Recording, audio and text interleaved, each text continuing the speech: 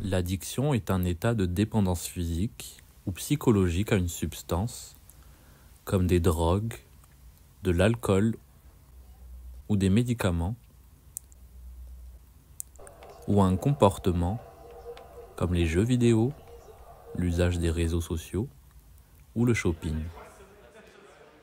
Elle se caractérise par une perte de contrôle, un besoin compulsif de consommer et la poursuite de cette activité malgré ses conséquences négatives sur la santé, les relations ou la vie quotidienne.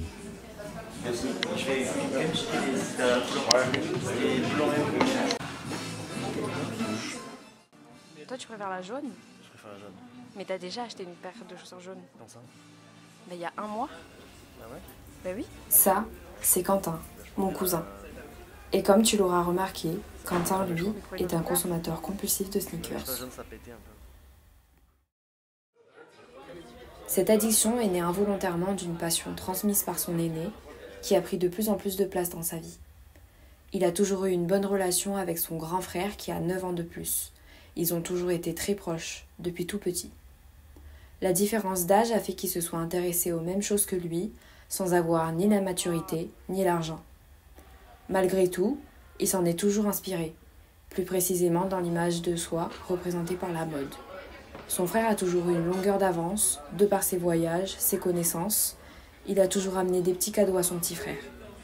C'était toujours la dernière pièce qui ne sortait qu'à Paris, et pas en province à l'époque. Alors il avait toujours la pépite rare que personne n'avait au lycée. Il recevait des remarques, plus souvent des critiques, et au contraire c'est quelque chose qui lui plaisait. C'est comme ça que sa curiosité autour des sneakers a commencé. Il avait ce besoin d'être différent des autres, quitte à paraître ridicule. Il préférait être différent qu'être comme tout le monde. Pour autant, l'effet de mode l'intéressait peu. Il voyait au-delà d'une simple tendance. Il trouvait sa différence dans l'achat de chaussures rares. Il avait un style, différent de celui de tout le monde. Il n'était pas à la mode, il était apparemment bien plus.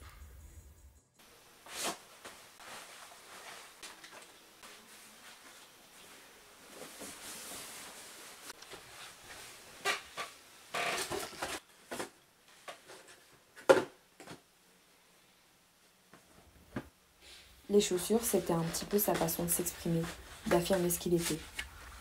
Une volonté de se faire voir par un détail qui à nos yeux semble futile. Et pourtant ça marchait. Étonnamment, mes yeux étaient toujours rivés sur ses chaussures. Parce qu'elles sont différentes. Elles peuvent être étonnantes, parfois atypiques, souvent colorées, et même aussi transparentes. Oui, transparentes. Bref, c'était devenu sa marque de fabrique. Sa curiosité l'a poussé à développer une culture autour des sneakers. Tu sais, toi, tu lis des romans, des magazines, ou peut-être le journal. Et ben lui, il regarde des livres avec des photos de chaussures dessus. Et ça marchait. Il connaissait les meilleurs sites avec les meilleures offres, l'heure à laquelle il fallait se connecter pour ne pas rater le dernier drop des meilleures pièces.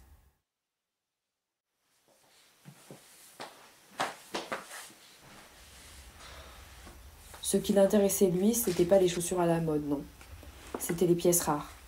Celles devant lesquelles toi, qui n'y connais presque rien, tu grimaces en voyant le modèle.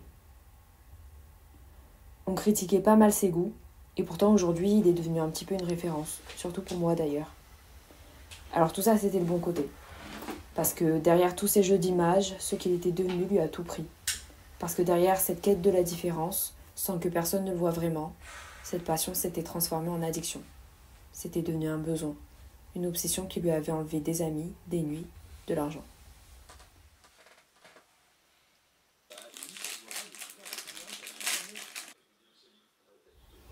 Il avait des comportements obsessionnels. Il fallait que tout soit parfait, parfaitement aligné, parfaitement nettoyé. Il gardait les boîtes chez lui, toutes les boîtes, dans sa petite chambre de 9 mètres carrés. Elles s'empilaient, les unes sur les autres. Dans sa chambre, on retrouvait des montagnes de boîtes de chaussures, des sacs de chaussures, des livres sur les chaussures, des produits pour les chaussures. Tout n'était que chaussures. Il ne sortait plus avec ses amis. Il restait chez lui, assis devant son ordinateur à regarder les mêmes choses. Et quand je lui faisais des remarques, il me disait de laisser tomber, parce que c'était normal que moi, je n'y comprenne rien. Il faisait du shopping compulsif, de magasin en magasin, jusqu'à la tombée de la nuit.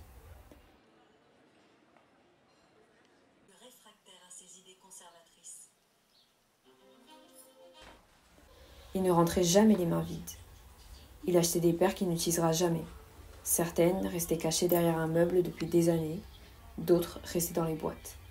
Tout s'accumulait, à vue d'œil, au rythme de cette obsession. Et sans surprise, son compte en banque lui aussi a pris un coup. T'as acheté quoi encore? Des chaussures? Il se disputait avec ses proches, Combien? souvent, Quoi? avec des discours sourds qui pouvaient durer des heures. Parce que cette addiction, bien qu'elle les menait loin, l'a plongé dans une bulle que lui seul pouvait comprendre. Bah oui, la banque regarde le mouvement de ton compte. Je te préviens. Oui, je sais. J'ai rendez-vous. Et à force, cette bulle, cette chambre, elle se remplit de plus en plus, comme ses pensées. On ne sait plus où mettre les pieds. Sa chambre à lui, elle est à son image, ou plutôt à l'image de son obsession. Tu sais, on dit que l'environnement dans lequel on vit reflète ce qui se passe dans notre tête. Eh bien, chez lui, c'est comme si tout criait cette idée. Chaque recoin des portes de chaussures, de boîtes, d'objets liés à sa passion. Et rien n'est laissé au hasard, et pourtant, c'est un chaos, une accumulation qui semble trop grande pour un seul espace, ou une seule pensée. Comme si remplir sa chambre de sneakers, c'était une manière de remplir un vide qu'il ressent ailleurs. Alors oui, sa chambre, c'est plus qu'un espace rempli d'objets. C'est une fenêtre sur lui, sur tout ce qui le traverse, ses passions, ses doutes, ses contradictions. C'est fascinant et un peu triste, non? Alors peut-être qu'au fond, il avait juste besoin qu'on l'aide.